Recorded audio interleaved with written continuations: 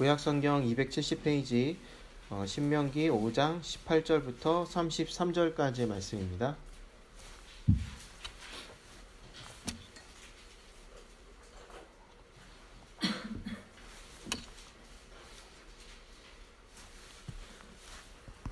네, 오늘 말씀은 10계명의 나머지 부분에 대해서 7번째, 8번째, 9번째, 10번째 계명에 대해서 함께 나누고자 합니다. 7번째 계명은 간음하지도 말지니라입니다. 이 간음하지 말라는 이 계명은 그냥 가장 간단한 뜻이 뭐냐면 결혼 외에 성관계를 하지 말라는 것입니다. 그런 뜻이에요. 그래서 어떻게 보면 이 성관계, 부부간의 성관계가 어떤 서로 이 결혼을 유지하고 지켜나가고 서로 친밀함과 뭐 이런 서로에 대한 헌신 이런 것을 어떤 매개체 같은 역할을 한다고도 볼 수가 있습니다. 그리고 이 계명의 특징이 하나 있는데 그것이 뭐냐면 남녀 간의 차별이 없다는 것입니다. 여자만 간음하지 말라라는 게 아니죠. 남자도 간음하지 말라도 물론 남자만 여자만이라고 쓰여 있진 않지만 이 계명은 남자나 여자나 아내나 남편이나 두 사람 모두 간음하지 말라는 것입니다. 이 고대 사회라는 것을 우리가 생각해 볼 필요가 있어요. 우리가 이런 법에 남녀 차별이 있을 수 없다라고 생각하는 것은 어떻게 보면 되게 현대적인 생각이에요. 그렇지 않아요? 얘기 들어보니까 제 할아버지의 아버지 정도? 그러니까 조선시대 말쯤? 그때 첩을 둔 사람들이 그렇게 많았다고 하더라고요. 둘째, 셋째 그런 첩들이 있어서 한 집에서 같이 살고 형님 아우 이러면서 그랬다 그래요.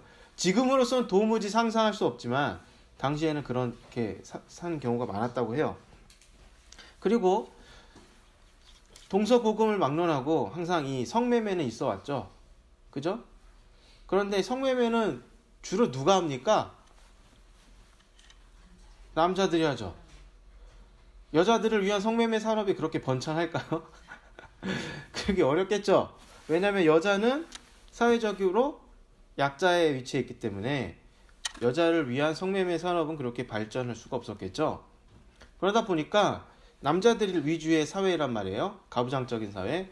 그러니까 남자들이 가끔 모여서 술 먹고 노래방 가서 도우미 불러서 또 뭐 2차 가고 뭐 이런 것들이 지금도 그렇죠.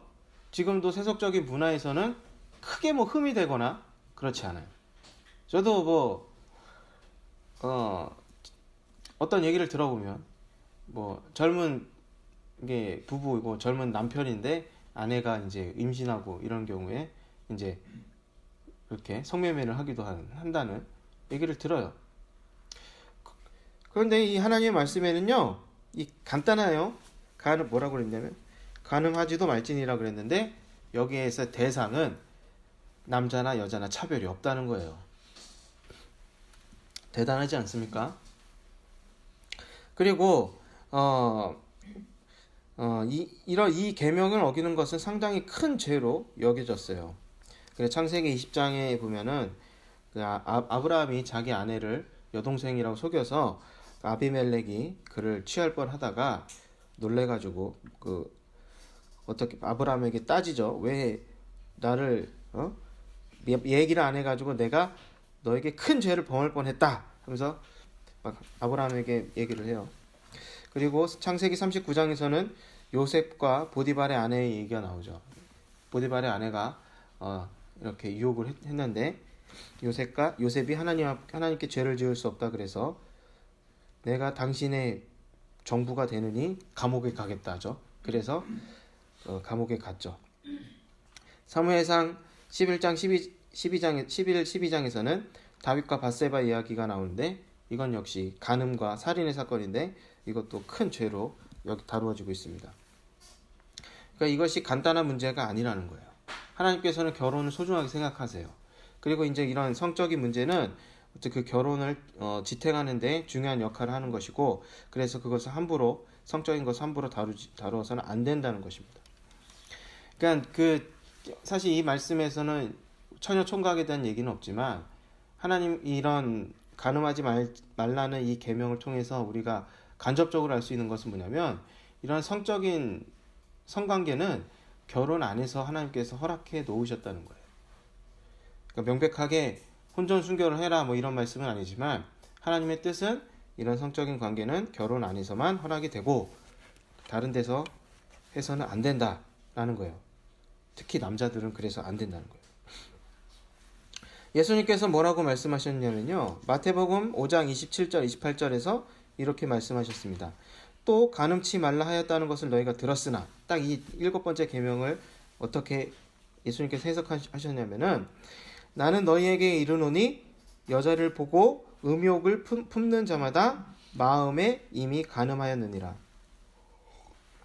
예수님이 이런 말씀 안 하셨으면 좋겠는데 자꾸 이런 얘기를 하세요. 마음에 음욕을 품기만 해도 간음을 한 거다. 이것을 아주 직설적으로 표현하면 뭐냐면 마음에 음욕을 품는 것만으로도 결혼 관계를 깨트릴 수 있다라는 거예요. 간음은 결혼을 깨트리는 거예요. 그렇기 때문에 마음에 음욕을 품는 것도 간음이니까 결국 마음에 음욕을 품는 것이 결국 결혼 관계를 깨트릴 수 있다는 거예요. 예수님께서는 우리가 어떤 핑계 될 것까지도 다 알고 계신다는 거예요. 이런 말씀을 어떻게 지킵니까? 라고 얘기를 하면서 이렇게 핑계 대지 말라는 거예요. 어떻게 마음은 자유 아닙니까? 생각은 자유 아닙니까? 예수님은 그렇게 말씀하시지 않았어요. 지킬 수 없는 말씀을 왜 이렇게 하십니까? 예수님께서 그런 우리의 어떤 반박이나 이런 거에 대해서 타협하시거나 그런 뜻으로 말씀하신 게 아니에요. 그냥 이 그대로 받아들여야 하는 거예요. 마음의 음욕을 품는 것만으로도 결혼을 깨트릴 수 있다. 그러니까 하나님께서는 결혼 관계를 매우 중요하게 생각하시고 그렇기 때문에 마음도 관리를 잘 해야 한다라는 뜻이라고 할 수가 있겠습니다. 8번째 계명은 뭐냐면 도둑질하지 말라는 거예요. 8번째, 도적질하지도 말지니라. 그런데 우리가 이 도둑질에는 보통 우리가 생각하기로는 이제 재산, 재물 이런 걸로 생각할 수 있지만 사실은 인신매매라는 것도 있어요. 그렇죠? 사람을 납치하거나 이런 일들도 있죠. 훔쳐가거나 납치하는 일들. 신명기 24장 7절에 보면 인신매매를 하다 잡히면 사형을 당한다고 이렇게 말하고 있어요. 그런데 의외로 율법에서 누군가 재물을 훔쳤을 때는 그것을 처벌하는데 이에 비해서 상당히 약하게 처벌을 해요. 그러니까 사람을 훔치다가 잡히면 죽음을 당하지만 소를 닭을 훔친다든지 이러면은 그거 의외로 처벌은 약하다는 거예요. 그 처벌의 목적이, 그러니까 재물을 훔쳤을 때 처벌의 목적이 뭐냐면 그 재산을 회복시켜주는 거에 목적이 있어요. 그러니까 소를 훔쳤으면 소로 갚아준다든지 아니면 그 위자료를 더 준다든지 아무튼 이렇게 그대로 원상복구 해주는데 어떤 위자료 이렇게 해주는데 그런 목적이 있어요. 그렇기 때문에 이 계명은 사실 어디에 더 중점이 있다고 할 수 있냐면 사람에게 더 중점을 두고 있다고 할 수가 있어요. 그러니까 재물도 물론 포함되는 거지만 도둑질한다는 거에 그렇지만 그것보다 더 중요한 의미가 뭐냐면 사람을 도둑질하지 말라는 것입니다. 사실 그러니까 재물을 이렇게 훔치지 말라는 것은 일단 첫째로 이제 재산을 보호한다는 의미가 있지 않겠어요? 도둑질, 남의 거 손대지 마라는 것은 그 사람의 재산을 보호해 주려는 그런 그 법의 목적이 있는 거잖아요. 그런데 우리 사회에서도 마찬가지로 이 사유재산을 이렇게 존중하고 보호해 주죠. 사회의 법으로. 그죠? 그런데 그 사유재산을 보호해 주기 때문에 어떤 일이 일어나냐면 우리 사회에서 각자가 자기 재산을 자산을 늘리는데 열심히 이렇게 활동을 할 수가 있어요. 그런데 이 계명에서는요, 각 사람의 재산을 보호해 주긴 해요. 도둑질하지 말라는 계명이 그런 뜻이니까. 그런데 그 목적이 각 사람의 재산을 이렇게 늘려나가기 위해서 재산을 보호해 주는 게 아니라는 거예요. 이스라엘 사회에서는요, 사실 큰 부자가 생기기 어려워요. 왜냐하면 큰 부자가 어떤 누군가가 공동체가 있는데 누군가가 큰 부자가 되려면 뭔가 그 자원이 그 사람에게로 몰려 들어야 되잖아요. 그죠? 예를 들어 똑같은 땅이 있는데 누군가가 부자가 되려면 남의 땅을 더 많이 가져가야 되잖아요. 그런데 사실 이스라엘의 율법은 그러기가 참 어려워요. 왜냐하면 일단 처음에 땅을 이렇게 분양받을 때 딱 정복 전쟁을 해서 지파별로 이렇게 나눠졌단 말이에요. 근데 받은 땅은요, 어떤 땅이냐면 그 사람에게, 그 집안에게 종속된 땅이에요. 대대로. 그래서 왕도 그 땅을 요구할 수가 없어요. 열왕기상 21장에 보면 아합이라는 왕이 나봇이라는 사람의 포도원을 갖고 싶었어요. 그래서 그 땅 나한테 팔면 돈 많이 줄게 그랬어요. 나봇이라는 사람에게요. 그랬더니 나봇이 그럴 수 없습니다. 이 땅은 우리 조상에게, 우리 가문에게 주어진 땅이기 때문에 팔지 않습니다. 이건 파는 게 아니에요. 라고 했어요. 그랬더니 막 고민이 되는 거예요. 고민이 돼서 이세벨이 왜 이렇게 고민합니까? 제가 땅을 안 팔어. 그래가지고 나쁜 계책을 쓰죠. 아무튼 왕도 그 집안에 속한 땅을 함부로 이렇게 취할 수가 없었어요. 그렇기 때문에 이스라엘의 재산을 보호한다는 이 법은요, 재산을 많이 부자가 되라고 뒷받침해주는 법이 아니에요. 오히려 이 도둑질하지 말라는 것은 그 사회의 약자들을 보호하기 위해서 있는 법이라고 할 수가 있어요. 그러니까 도둑질하지 말라는 법은 사실 우리가 뭐 장발장처럼 빵이나 뭐 이런 것들 작은 것도 이렇게 훔칠 수가 있지만 사실 부자들도 도둑질 하잖아요. 그죠? 부자들의 도둑질하는 스케일이 크죠? 그래서 부자들의 도둑질을 하면요, 그러니까 가난한 사람들이 도둑질을 하면 그냥 다른 사람의 빵이나 밥 한 끼나 뭐 이 정도로 이렇게 피해를 주는 거지만 부자들이 도둑질을 하면요, 그 집안이 망해버려요. 누군가는 그냥 망해버리고 노예가 되고 이래버린다는 거예요. 그래서 도둑질하지 말라는 것은 인신매매와 더불어 약자를 보호하기 위한 어떤 뜻을 더 갖고 있다라고 볼 수가 있어요. 그러니까 이제 한마디로 부자가, 힘 있는 사람들이 힘을 가지고서 약자들을 착취하지 말라는 것입니다. 착취한다는 것이 이제 도둑질에 해당할 수가 있다는 거예요. 그래서 칼빈이라는 이제 종교 개혁자는요, 이렇게 얘기를 했어요. 사랑이 율법의 완성이기 때문에 이 계명도 이 절도라는 그런 의미가 무엇인지를 알려면 사랑이 율법이라는 그것을 비추어서 한번 생각해 봐야 한다는 거예요. 그러니까 사랑이 바탕이 되어야 된다는 거죠. 그런데 이 사랑의 원칙이라는 것은 뭐냐면 누군가 나에게 하지 말았으면 하는 행동을 나도 누군가에게 하지 말아야 한다는 게 사랑의 원칙이라는 거예요. 그러니까 내가 뭔가 손해보기 싫다면 나도 누군가에게 손해를 끼치지 말아야 하는 게 사랑의 원칙이라는 거예요. 그렇기 때문에 이 도둑질이라는 것은 뭐냐면 단순히 남의 것 훔치는 것이 아니라 다른 사람의 손실로부터 이익을 취하는 것, 불법적인 관행으로 재산을 모으고 공평한 방법이 아니라 공평보다는 사사로운 이익을 추구하는 것들, 그런 행위들이 바로 도둑질이라고 할 수 있다라고 칼빈이 얘기했어요. 그러니까 내가 이익을 얻기 위해서 남의 눈에 피눈물 흘리게 하는 것은 도둑질이다라는 거예요.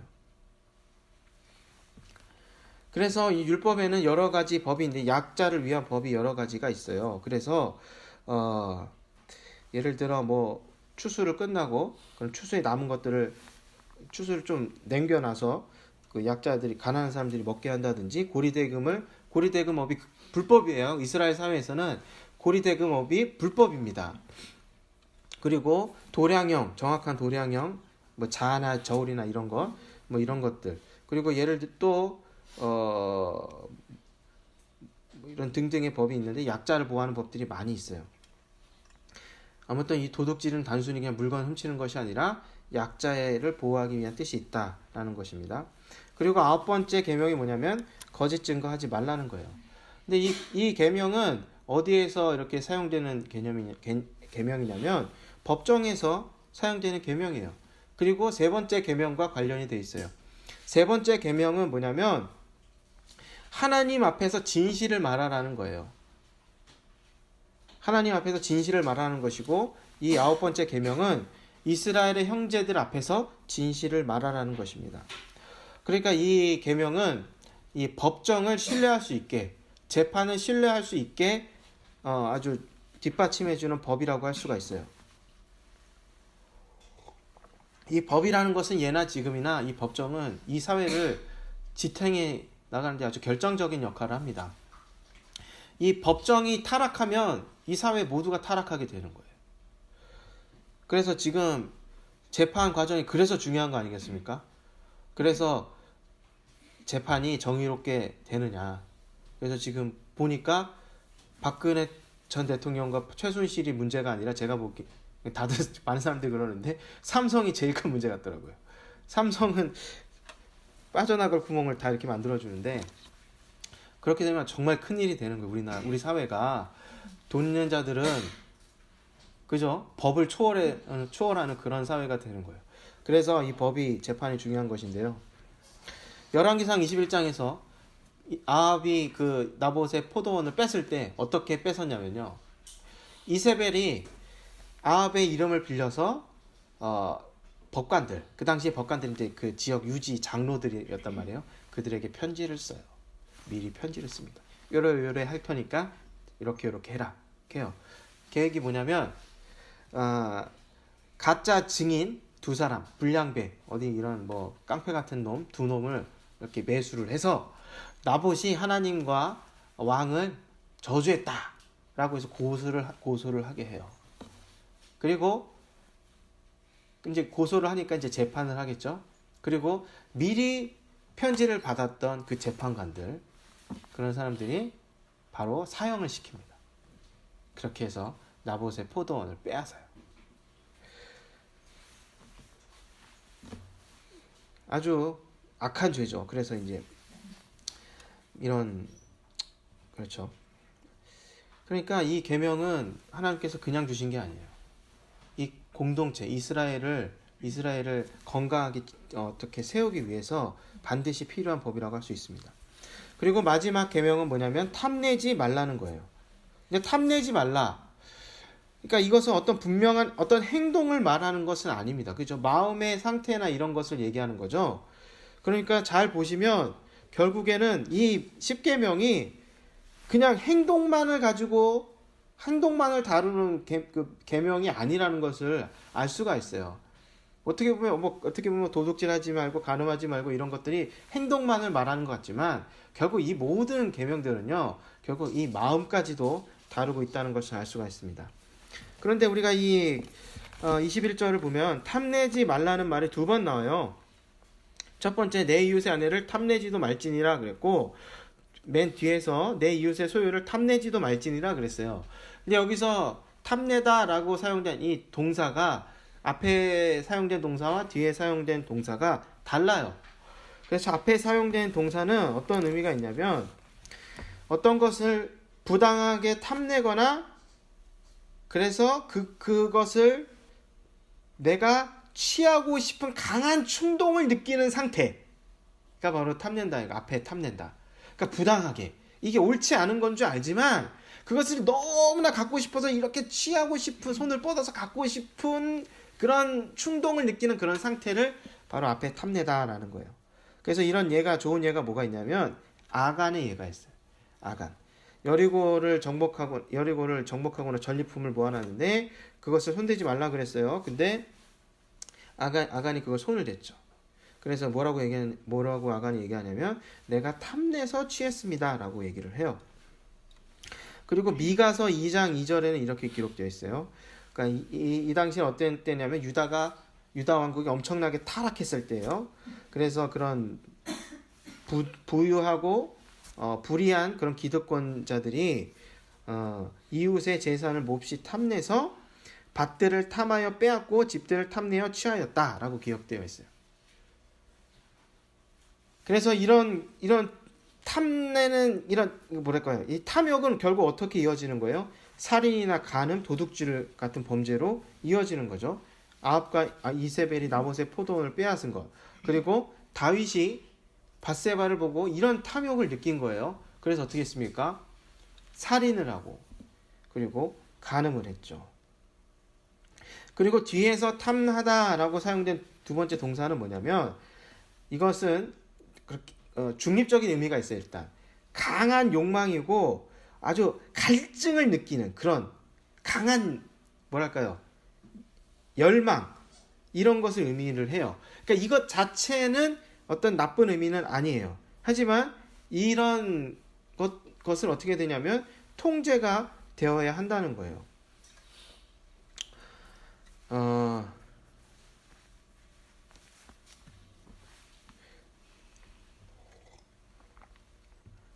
이 탐욕이라는 것이 사실 어렵잖아요. 그죠? 우리 모두가 이런 뭐랄까요? 탐심 이런 것을 많이 느끼죠. 그래서 제가 이것 여기저기 알아보는 가운데 구조주의 철학자들이 얘기하는 것을 좀 제가 찾아봤어요. 프랑스 철학자 중에 르네 지라르라는 사람이 있는데 그 사람이 이렇게 얘기를 했어요. 우리가 이제 욕망이 있죠. 욕망이 있는데 그 욕망이라는 것은 내가 뭐가 이렇게 갖고 싶다 또는 뭐 어떤 사람이 되고 싶다 뭐 이런 것들이 추상적으로 이렇게 있단 말이에요. 그런데 그것을 우리가 바로 그것을 추구하는 것이 아니라 그것을 뭔가 먼저 이룬 사람, 먼저 갖고 있는 사람이 눈에 들어온다는 거예요. 그러니까 예를 들어 제가 잘생기고 싶어요. 잘생기고 싶은데 뭐 눈은 어떻게 해야 되고 코는 어떻게 저희 주관적인 기준이 있겠죠. 그런데 그것을 이미 가진 사람이 제 주변에 있단 말이에요. 코는 어떡하고 눈도 크고 막 피부 하얗고 이런 사람이 있단 말이에요. 그러면 나는 내가 정작 욕망하는 것은 어떤 그런 형이상학적인 어떤 뭐 추상적인 그런 것이지만 내 주변에 그런 것을 이룬 사람이 있어요. 그래서 그 사람을 어떻게 했냐면 그 사람이 내가 좋아하는 것, 내가 원하는 것의 모델이 되기도 하고 그리고 그 사람을 내가 그래서 좋아하기도 하고 이런 관계가 된다는 거예요. 반면에 내가 원하는 것이 있어요. 원하는 것이 잘생기고 싶어요. 근데 나는 어떤 기준이 있겠죠. 그런데 그 모델이 내 주변에 없을 수도 있어요. 예를 들어 역사책에서 누구죠? 바람둥이 누구라 그러죠? 카사노바. 예를 들어 내 모델이 카사노바라고 봐요. 내가 이제 모델이라고 여기면 카사노바도 이제 나의 모델이 될 수가 있는 거예요. 제가 이렇게 말씀드린 게 뭐냐면 내가 원하는 무언가가 있을 때 그것을 이룬 사람이 나에게 가까이 있느냐 멀리 있느냐에 따라서 상황이 달라질 수가 있다는 거예요. 예를 들어 카사노바는 지금 내 옆에 있는 게 아니죠. 그죠? 그렇기 때문에 나는 카사노바처럼 닮고 싶다라는 생각을 가질 수 있지만 내가 카사노바하고 갈등할 일은 없어요. 그죠? 카사노바하고 갈등할 일은 없어요. 하지만 내 주변에 있는 사람이라고 하면은 상황이 달라질 수 있다는 거예요. 내가 그 사람을 좋아하는 거죠. 일단 모델이니까 내가 없는 것을 그 사람이 갖고 있기 때문에 저는 그 사람을 좋아하게 돼요. 그런데 동시에 어떤 일이 발생하냐면 경쟁심이 생겨요. 경쟁심이 생긴다는 거예요.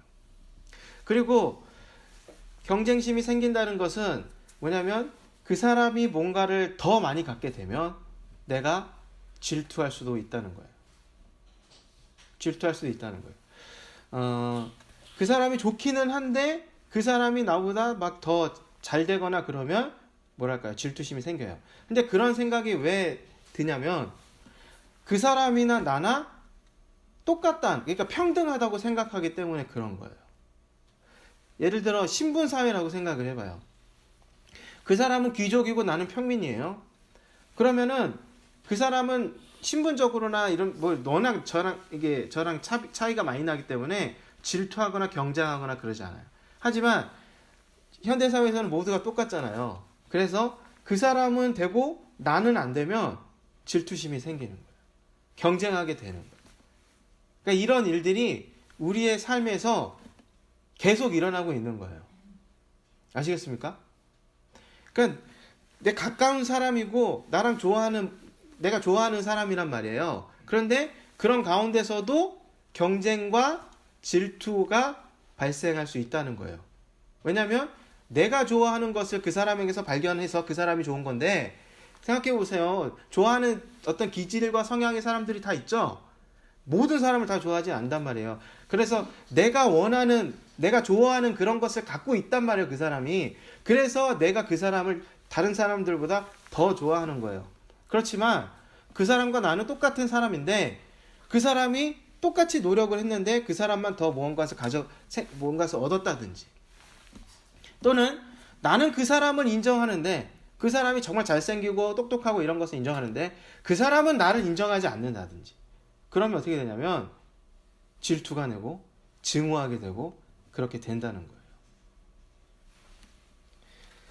이런 얘기를 그래서 이제 그 철학자가 그런 얘기를 하더라고요. 그러니까 우리가 이 탐욕이라는 것이 사실 그래요. 우리가 누군가와 비교가 되고 누군가에게 질투를 느끼고 그럴 때 가장 흔하게 듣는 조언이 뭐예요? 비교하지 마. 너는 너고 쟤는 쟤야, 이런 얘기 듣잖아요. 그죠? 근데 그 철학자들의 주장에 의하면 그거는 정말 헛된 소리라는 거예요. 왜냐하면 그런 거는 그렇게 되는 게 아니라는 거예요. 이런 관계 속에서 생기는 그런 질투나 이런 경쟁은 관계가 있기 때문에 당연히 생기는 거라는 것이죠. 그래서 그럼 어떻게 해야 되는가? 그래서 그 제안하는 것 중에 하나가 뭐냐면 이런 거예요.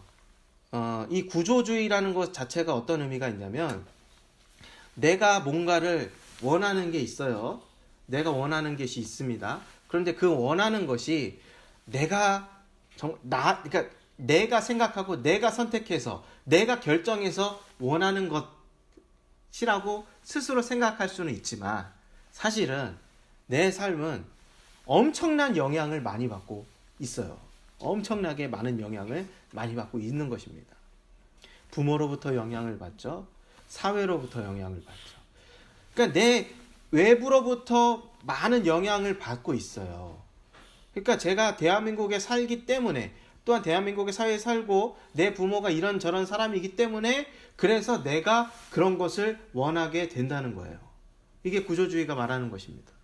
그렇기 때문에 그래서 구조주의에서 말하는 것이 뭐냐면, 내가 욕망하는 것은 사실은 이 사회에 있기 때문에 욕망하는 것이라는 거예요. 그래서 이 욕망하는 것은 뭐냐면 이 사회부터 영향을 받은 것이니까, 결국 내가 원하는 것은 뭐냐면 이 사회가 나에게 주입한 것 또는 영향을 준 거라고 할 수가 있죠. 그러니까 예를 들면 그런 거예요. 내 자식이 좋은 학교를 갔으면 좋겠고, 똑똑했으면 좋겠고, 그런 것을 내가 욕망할 수 있죠. 그죠? 그것이 마치 내가 선택하고 내가 결정한 것 같잖아요. 근데 그게 아니라 이 사회에서 나에게 영향을 준 거라는 거예요. 그래서 모든 사람은 내 주변으로부터 벗어날 수가 없다라는 거예요. 그러니까 그런 거예요. 내가 질투를 하고 그러잖아요. 내가 질투하는 것은 나의 욕망이 이루어지지 않았고, 또는 그 사람만 내가 욕망하는 것이 어떤 내가 좋아하는 사람이지만 그 사람에게 이루어졌을 때 그래서 질투하게 되고 경쟁하고 되는 거란 말이죠. 그렇지만 큰 틀에서 보면은 결국 이런 경쟁이나 질투나 이런 것은 다 이 사회로부터 주입된, 이 사회로부터 영향받은 그런 욕망이라는 거예요. 좀 이해가 되십니까? 제가 철학을 잘 몰라요. 모르는데 얼마나 애써서 책을 읽었는지 몰라요. 네? 그래서 설명하는 게 서툴 수도 있습니다만 나름 노력을 많이 해서 이렇게 말씀을 드린 거예요. 그렇기 때문에 그렇죠. 그러니까 우리의 이 사회가 우리에게 영향을 주는 가치관, 그런 것이 이미 바탕에 다 깔려 있다는 거예요. 비교하지 마. 그래서 비교가 안 되는 게 아니에요. 왜냐하면 나는 그런 가치관을 갖고 있기 때문에 그런 거예요. 예를 들어 똑같은 고등학교 동창 모임을 갔어요. 그랬는데 누구는 아우디를 끌고 오고 누구는 벤츠를 끌고 왔는데 저는 모닝을 끌고 갔어요. 그래서 그냥 그들의 차를 못 봤으면 다행인데 서로 알고 보니 같은 건물에 같은 주차장 바로 옆에 이렇게 주차를 해놨단 말이에요. 그래서 이제 차 타고 가야지. 너 차 갖고 왔니? 나도 차 갖고 왔어. 주차장에 내려갔어요. 삐빅삐빅 하는데 벤츠가 번쩍거리고 아우디가 번쩍거려요. 그래서 저는 모닝이 번쩍 이렇게 해요. 그 순간 살짝 뭔가 질투심이 생기고 이렇게 될 수가 있겠죠. 그러면 스스로 이렇게 생각할 수 있겠죠. 집으로 돌아가면서 운전하면서 그래 걔는 걔고 나는 나야 하면서 막 스스로 이 정신승리를 해보겠다고 이렇게 애쓸 수도 있잖아요. 근데 그게 됩니까? 그게 자다가 생각나고 샤워할 때 생각나고 그죠? 밥 먹을 때 생각나고 그럴 수 있다는 거예요. 그럼 결국 뭐냐면 우리의 마음이나 생각에 있는 그런 가치관이 이미 깔려 있기 때문에 그것을 벗어날 수가 없다는 거예요. 그러면 제안하는 건, 그러니까 대안이 뭐냐면 결국에 뭐냐면 이미 나에게 내 안에 깔려진 그런 가치관, 세계관 이런 것을 바꾸는 수밖에 없다는 거예요. 바꾸는 수밖에 없다. 내가 그들과 똑같은 것을 욕망하면요, 당연히 질투를 느끼는 거예요. 다른 사람들, 근데 그건 이상한 게 아니에요. 왜냐하면 이 사회 모든 사람들이 욕망하는 건 공통적인 거니까요. 내가 큰 집, 좋은 차, 나도 원하고 그러고 그러잖아요. 그러면 어느 순간에는 누군가와는 경쟁하게 되고 질투하게 되는 거예요. 그건 당연한 거예요. 그걸 어떻게 내가 피할 수 있는 게 아니라는 거예요. 그 구조주의 철학에서는 그렇게 얘기를 하는 거예요. 하지만 내가 거기서부터 벗어난다면 달라지는 거예요. 벗어난다면 달라지는 것이죠. 즉 우리가 하나님의 말씀을 듣죠. 하나님의 말씀을 들으면 뭡니까? 가치관이 다른 거예요. 가치관이 달라요. 누가복음 12장 13절 15절은 이렇게 기록되어 있어요. 누군가 예수님께 왔습니다. 와가지고 이렇게 얘기를 해요. 선생님, 내 형을 명하여 유업을 나와 나누게 하소서 하니, 그러니까 어떤 사람이 와가지고 우리 형제가 유산 문제가 좀 분쟁이 있어요. 선생님 그 당시에 랍비가 이렇게 해주기도 했단 말이에요. 그러니까 랍비로 봤으니까 예수님 좀 도와주세요. 좀 이렇게 나눠주세요. 이렇게 하니까 예수님이 뭐라고 하시냐면, 이 사람아, 누가 나를 너희의 재판장이나 물건 나누는 자로 세웠느냐 하시고 저희에게 이르시되 삼가 모든 탐심을 물리치라. 사람의 생명이 그 소유에 넉넉한 데 있지 아니하니라 하시고. 이게 예수님의 말씀이에요. 탐심이라고 예수님께서 말씀하셨죠. 탐심이라고 말씀하셨고 또 뭐라고 말씀하셨냐면 사람의 생명이 그 소유에 넉넉한 데 있지 않다. 거꾸로 보면 뭐예요? 그 청년이나 그 사회의 사람들은 뭐예요? 생명이 소유에 넉넉한 데 있다라는 거죠. 그리고 예수님은 그것은 뭐라고 얘기하는 거예요? 탐심이다라고 얘기를 하시는 거예요. 그런데 그 당시에 예수님이 아닌 다른 주변 사람들, 일반적인 유대인들이나 그 사회 사람들이 보기에는 그것은 탐심이 아니에요. 당연한 거예요, 그 사회에서는. 그런데 예수님은 다른 세계관, 다른 가치관을 딱 제시를 하는 거예요. 그거 아니야, 그건 탐심이야. 왜 탐심이냐면 그것으로 생명을 지킬 수가 없어. 생명을 얻을 수가 없어 라고 얘기를 하는 거예요. 그러니까 예수님은 뭐냐면 생명은 그 존재가 중요한 것이죠. 생명을 얻는 것은 그 존재로부터 얻는 거예요. 근데 이 당시 사람들은 생명은 내가 많이 소유하고 재산을 이게 많이 늘리는 것, 거기서부터 얻는다고 생각을 했던 거예요. 이렇게 차이가 나는 거거든요. 그러니까 우리가 이런 탐심으로부터 자유할 수 있는 방법은 뭐냐면 예수님의 말씀에 따라서 그런 가치관, 세계관을 우리가 받아들이는 수밖에 없어요. 그렇지 않으면 예수님은 또 우리에게 이렇게 말씀하실 거예요. 생명이 그 뭐죠? 소유에 넉넉한 데 있지 않다 라고 지금도 우리에게 말씀하시는 거고, 우리가 계속 이런 탐심에 매여 있으면, 즉 예수님의 뜻과 다른 이 세상 사람들, 그런 평범한 사람들처럼 똑같이 소유에 넉넉한 데서 생명을 찾으려고 하면 예수님은 또 계속 우리에게 이렇게 말씀하실 거예요. 그럼 우리는 벗어나지 못하는 거예요. 계속 누군가의 질투를 하고 경쟁을 하고 그렇게 살아가게 되는 거예요. 우리가 자유할 수 있는 방법은 이것밖에 없는 거예요. 그렇지 않습니까? 그래서 성경을 보면 정말 놀라운 말씀이고 정말 비현실적이고 그죠? 정말 이건 도무지 삶에 적용하기 힘든 말씀들이 너무나 많아요. 요한계시록 할 때 우리는 그랬죠. 우리는 우리 그리스도인의 삶은 뭐라 그래요? 나그네의 삶이라 그래요. 나그네의 삶. 여길 떠날 거란 말이에요. 그리고 성경의 기본적인 어떤 전제가 뭐예요? 우리의 소유가 누구 거라는 거예요? 하나님 거라는 거예요. 그런데 우리 말로만 그럴 수가 있어요. 그 소유가 내 거라고 생각하기 때문에. 근데 그렇게 생각하는 건 대한민국 국민은 다 그렇게 생각하거든요. 그죠? 다른 생각 갖지 않는 이상 대부분 사람들은 다 그렇게 생각을 해요. 내 거지 라는 생각이에요. 그런데 성경은 뭐예요? 그거 네 거 아니라 하나님 거야. 하나님께서 이른 비 늦은 비 이렇게 도와주지 않으면 다 네 거 될 수 없어. 이거 다 하나님이 주신 거야. 그래가지고 우리는 그래서 뭐예요? 주일에 한 달에 한 번씩 11조 하자. 11조 여러분 왜 합니까? 왜 하십니까? 11조는요 10분의 1이잖아요. 10분의 1은 부가세가 10%죠. 마찬가지 고대 사회에서도 10분의 1을 세금의 어떤 단위로 썼어요. 세금의 단위라는 거 뭡니까? 내가 그 나라의 백성이고 국민이라는 걸 증명하는 거예요. 내가 그 나라에 충성한다는 것을 의미하는 거예요. 11조에는요 충성의 의미가 있어요. 내가 그 나의 왕을 존중한다. 내가 왕에게 충성을 바친다라는 의미가 있어요. 10분의 1이라는 그런 개념이요. 그런 개념이 있는 거예요. 10분의 1이라는 것은. 그래서 아브라함도 자기 10분의 1을 이렇게 줬잖아요. 하나님을 인정한다는 거예요. 존중한다는 거예요. 내 소유가 하나님으로부터 왔다는 것을 내가 인정합니다 라는 의미가 11조에 있는 거예요. 그냥 11조 내면 하나님께서 뭐 황충을 금하시고 나의 복을 이렇게 내 재산을 막 이렇게 막 쭉쑥쑥 자라게 해주시기 때문이라고 그것만을 믿고 이제 11조를 드리는 거 아니잖아요. 그죠? 내가 하나님께 충성을 하면 하나님께서 나에게 복 주시겠지 이런 의미로만 하는 게 아니잖아요.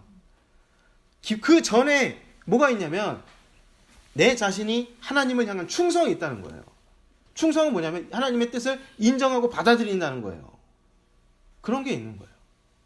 그러니까 우리가 하나님의 말씀을요 우리의 삶에서 나의 가치관으로 세계관으로 받아들이지 않으면요 예수님은 계속 우리에게 이렇게 말씀하실 거예요. 생명이 그 소유에 넉넉한 데 있지 않다. 그리고 그 말을 받아들이지 못하면 계속 질투하고 계속 싸우고 갈등하고 벗어나지 못할 거란 말이죠. 그 탐심이 주는 그런 어려움으로부터 벗어나지 못한다는 거예요. 그러니까 하나님은 우리를 아주 힘들게 만드십니다. 그죠? 힘들게 만들죠. 평범하게 살라고 말씀하시지 않아요.